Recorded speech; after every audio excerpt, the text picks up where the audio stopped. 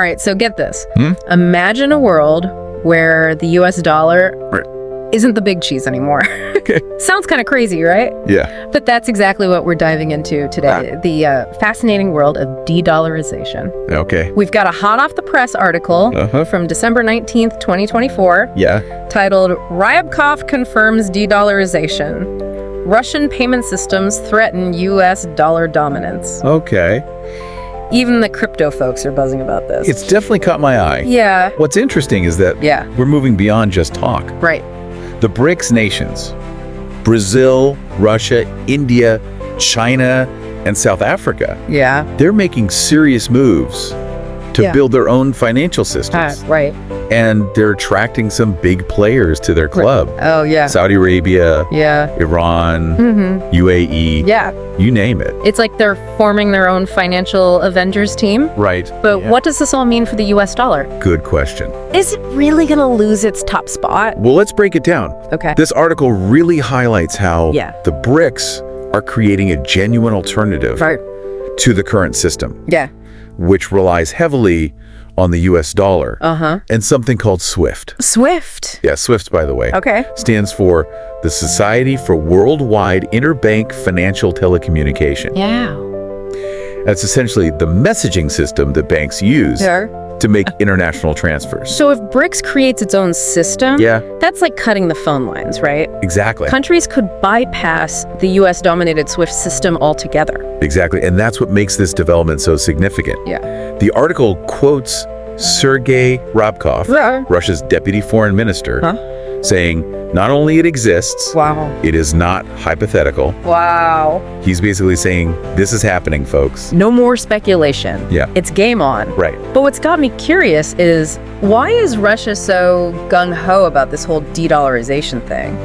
Well, think about it from their perspective. Okay. Over the past few years, they've been hit with sanctions that have essentially locked them out of the Western financial system. Right. So they have a huge incentive to create a system where they call the shots. Okay, so it's partly a reaction to those sanctions. Right. But the article also mentions Russia's developing all these new financial tools, like alternative clearinghouses. Right. What exactly does that mean?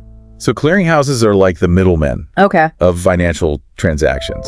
They make sure the money gets where it needs to go safely and efficiently. Right. Russia is basically setting up its own clearinghouses that operate outside the existing Western-controlled ones. So it's not just about payments. No. It's about creating a whole new financial infrastructure from the ground up. Precisely. And that's what makes this so potentially disruptive. Yeah. They're not just trying to work within the existing system. Right. They're building a parallel one. Oh, wow. And as more countries join the BRICS bandwagon, this new system could gain real traction. It's like building a whole new highway system alongside the old one. Right. But speaking of disruption, this has to have some major implications for global trade, right? Absolutely. Yeah. Right now, the US dollar is the main currency used for international trade. Yeah. But as these new payment systems take hold, we could see a shift towards using other currencies. Yeah. Like the Chinese yuan, Okay. or even a potential BRICS currency. Whoa, a BRICS currency. Yeah. Now that would be a game changer. It would. But wouldn't that be super complicated? Well, that's one of the big questions. Yeah. And it's something that experts are closely watching. Right. The article itself highlights that Russia is already putting mechanisms in place to facilitate this transition. Okay. Ryabkov states that this plan is now on the table and that will be implemented is not a pattern for dollar substitution in all settlements. Wow. It is a pattern for creating an additional circuit for work in conditions when the main and well-known to all dollar channel is failing for reasons beyond the control of BRICS. Wow. So they're not, they're thinking long term. Yeah, they're playing the long game here. It sounds like they're being very strategic about this, creating options and workarounds rather than just trying to flip a switch overnight. Yeah, exactly. But all this talk about new financial systems is making my head spin a little. Sure. Can we get a concrete example of how this is playing out in the real world? One example is how Russia and China are increasingly using their own currencies for bilateral trade. They're basically cutting out the US dollar middleman and doing business directly with each other, using rubles and yuan. So it's like they're saying, hey, we don't need the dollar to trade with each other. Right, exactly. But what about other countries? Is anyone else jumping on this bandwagon? Absolutely. We're seeing more and more countries exploring similar arrangements. Oh, wow. For instance, India has been using a rupee-based payment mechanism. Interesting. For trade with Russia. Okay, so this is not just some theoretical idea. It's happening. It's actually happening, and it's spreading. It is. But wouldn't this kind of shift be a huge blow to the U.S. economy? Well, the article touches on that. Okay. It explains that the U.S. dollar's dominance has given the U.S. a lot of power and leverage in the global economy. Yeah. But if other countries start using alternative currencies, that leverage could diminish. It's like the old saying, don't put all your eggs in one basket. But if the U.S. dollar loses its grip, what happens next? That's the million-dollar question. Yeah. And it's something we'll explore further as we go deeper into this topic. Yeah. But I think it's safe to say that the global financial landscape is undergoing a major transformation. Right. And the outcome is far from certain. This is some seriously mind-blowing stuff. It is. It's like watching a real-life financial thriller unfold. Absolutely. All right, let's take a quick breather to process all of this. And then in part 2, we'll delve into the potential consequences of this de-dollarization trend, the good, the bad, and the unpredictable. Looking forward to it. Stay tuned, folks. Yeah. Welcome back to our deep dive. Into the world of de-dollarization, as we discussed in part 1. Right. Things are changing rapidly. Yeah. And the rise of BRICS-led alternative financial systems is a development worth watching. Oh, yeah, for sure. Closely. You got that right. It's like watching a financial thriller unfold. It is. In real time. So, let's get down to brass tacks. Okay.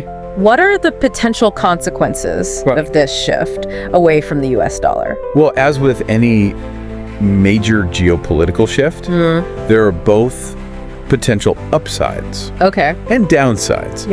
A world less reliant on the US dollar could lead to a more multipolar world where power is distributed more evenly.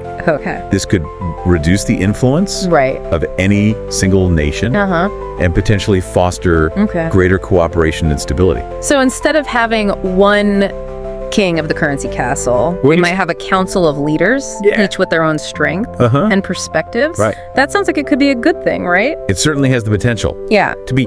This shift could benefit countries that have felt marginalized by the current U.S.-centric system. It offers them greater financial sovereignty and the ability to pursue their own economic interests without being beholden to the dictates of the U.S. dollar. The rise of alternative financial systems may also benefit specific sectors, like energy or technology as well. The impact, of course, would vary country by country. It's like leveling the playing field and giving everyone a fair shot at economic prosperity. And there's always what about the potential downsides? Well, I mean, change can be scary. Especially when it comes to something as complex as global finance. That's a valid concern. One of the biggest potential downsides is increased instability and uncertainty. The U.S. dollar has been the dominant global currency for so long that a shift away from it could create volatility in currency markets and disrupt global trade. Think short-term hiccups while the world adjusts to this new reality. Kind of like when you switch from a familiar operating system to a new one. There's a learning curve. There is. But couldn't that also lead to opportunities? Absolutely. For innovation and new solutions? Disruption often breeds innovation. However, during that transition period, there could be confusion and friction. As businesses and countries figure out how to navigate this new financial landscape.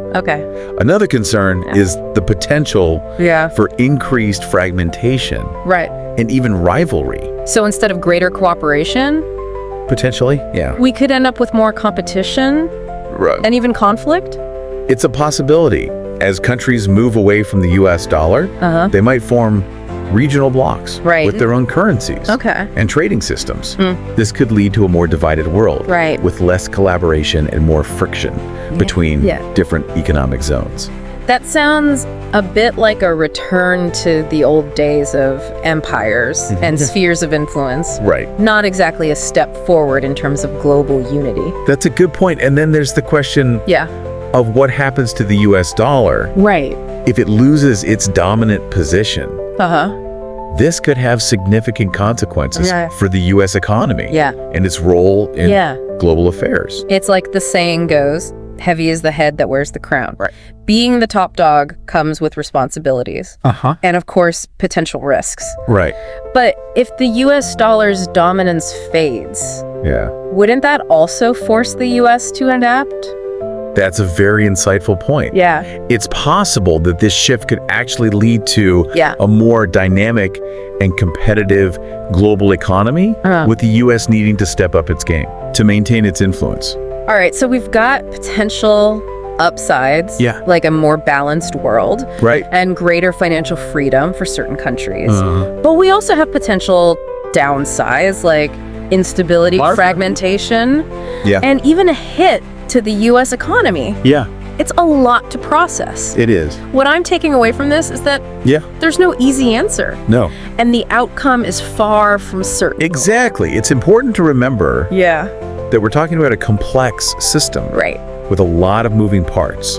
Predicting the future is always a risky business. Especially in the world of finance. Absolutely. But what's clear is that we're at a crossroads. We are. And the decisions made in the coming years will have a profound impact on the global financial landscape. Precisely. And that brings us to our next point. Which we'll dive into in part 3. How will these de-dollarization efforts actually play out in the real world? What concrete steps are being taken? And what early signs should we be looking for? Stay tuned, folks. Yes. We're about to get even deeper into this fascinating and ever-evolving landscape. Welcome back, Deep Divers. We're in the final stretch of our exploration into de-dollarization in parts 1 and 2. We talked about what it is, why it's happening, and the potential ripple effects. Now, let's get down to the nitty-gritty. All right. How is this all playing out in the real world? Well, one of the most concrete things we're seeing is the development of those alternative payment systems we talked about. Like that whole backup generator idea. But what does that actually look like in practice? Are countries really using these new systems? Yes, they are. We're seeing a growing number of transactions happening. Outside the traditional dollar-dominated channels. Russia and China, for example, have been increasingly using their own currencies for bilateral trade. So they're putting their money where their mouth is. They are. It's not just talk, they're actually making it happen. What's really fascinating to me is this idea of a BRICS currency we touched on earlier. Is that a real possibility? It's definitely something that's being discussed. And some experts believe it could become a reality in the future. Wow. A BRICS currency would likely be a basket of currencies from the member nations, kind of like a super currency. Whoa. That's some next level stuff. It is. But how would that even work? Would people be walking around with I don't think so. BRICS bills in their wallets? It wouldn't necessarily be a physical currency like you're describing. It would more likely function as a unit of account for international trade and financial transactions. Between BRICS nations. Think of it like a digital currency specifically designed for trade. That makes sense. But wouldn't a BRICS currency face a lot of challenges? It definitely wouldn't be easy. I mean, getting all those countries to agree on something. Like, that seems like herding cats. It would be a challenge. There would be a lot of complex negotiations and technical hurdles to overcome. But remember, the BRICS nations have a strong incentive to reduce their reliance on the US dollar. So they may be willing to put in the effort to make it work. All right, so let's say this BRICS currency does become a thing. What would that mean for the average person? Well, it's hard to say for sure. But it could have some interesting implications. For example, if the BRICS currency gains traction and becomes widely used, it could potentially lead to more stable prices for goods and services. So no more wild swings in prices. Right. Because of fluctuations in the dollar. Exactly. Sign me up for that. I think we all would. But are there any early signs that this whole de-dollarization thing is really taking hold? What should we be paying attention to? There are a few key things to watch. Okay. One is the volume of transactions happening outside the dollar system. Right. As that number grows, it signals a shift in global financial flows. Okay. Another is the composition of foreign exchange reserves held by central banks. Right. Traditionally, the U.S. dollar has been the dominant currency in those reserves.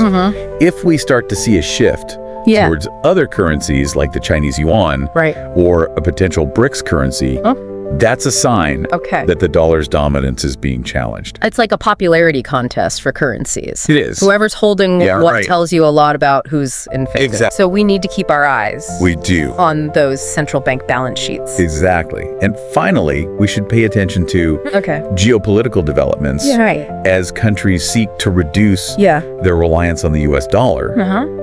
They might form new alliances and partnerships, potentially creating a different global power structure. So it's not just about economics, it's about power dynamics and global influence. It is. It's a fascinating, albeit complex, puzzle with a lot of moving pieces. Indeed, and the outcome of this de-dollarization trend is still uncertain. It could lead to a more balanced and multipolar world, or it could trigger instability and rivalry. Only time will tell how it all plays out. But it's safe to say that the global financial landscape is undergoing a major transformation. And that's something we all need to be aware of. Well, I don't know about you, but my brain is officially full. We've covered a lot of ground today. From the rise of the BRICS nations to the potential for a new global currency. It's a lot to take in. It is. But it's essential to understand these trends and how they might impact our world. This is a story that's still being written, and the ending is far from clear. That's right. And for all of you deep divers out there, I encourage you to stay curious. Do your own research. Absolutely. And form your own opinions on this complex and ever-evolving issue. Until next time. Until next time. Keep exploring, keep questioning, and keep those brains engaged.